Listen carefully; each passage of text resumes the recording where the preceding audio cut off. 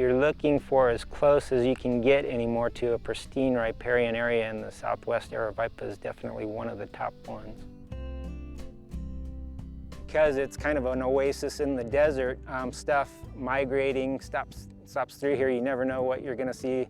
One time I saw a flock of pelicans actually got blown off course and landed in the creek. I think the highlights of Aravaipa Canyon is water. I mean, there's water in southeastern Arizona, and it's amazing, it's beautiful, with lush riparian and unique species of plants and animals.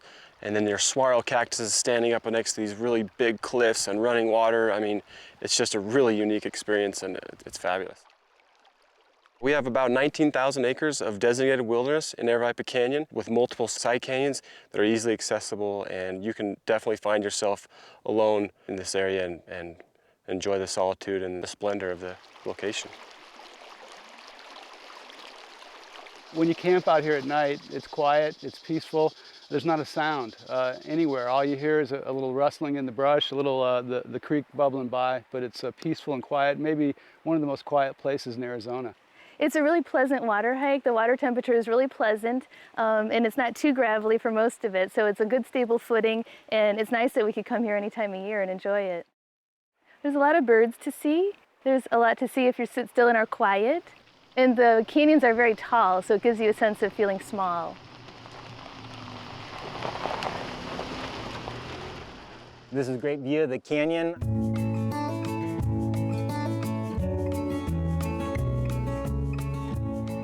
It's a really unique system. This creek and drainage drains 3 mountain ranges, the Galero Mountains to the south, the Santa Teresa's to the east, and then Mount Graham, the Pinalino Mountains to the northeast.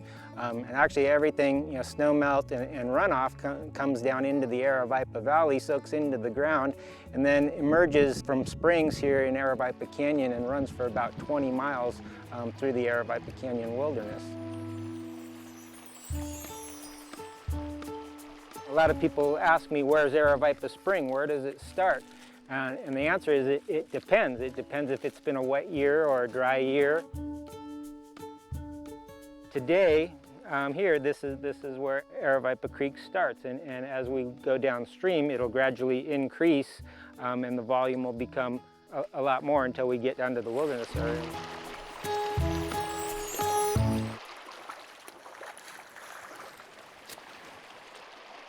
So what'd you find, Stace? Well, we got 6 of the 7 species. We're still trying to get a Sonoran sucker. Aravaipa Creek is actually the best native fishery in Arizona. It has 7 native fish species. So spike dace and loach minnow were recently listed as endangered. So we've been trying to see how they're doing, and actually they're doing pretty well in Aravaipa Creek. This is one of the bigger fish that we find here. It's called round-tailed chub. It actually gets about 1 foot to 18 inches long if there's enough water.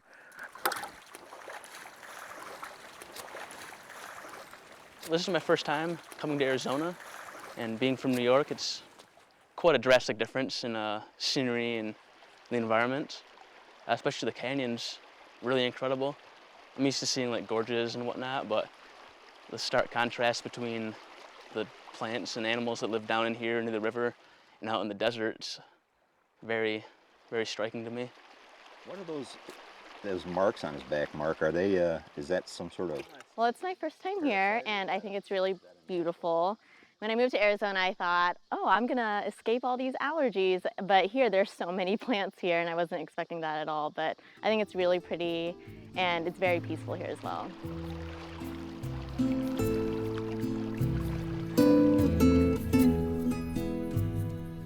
This is called horsetail, or miner's rush is another common name. It's a segmented rush. Yeah, that's hollow on the inside. It looks like, what in the old days when the cowboys used to hide from the Indians, it makes a straw, and so they could breathe from underwater. We use it as an indicator species because it's susceptible to trampling by people and cattle. So if you see it in a riparian area like this, it's a sign that it's fairly healthy.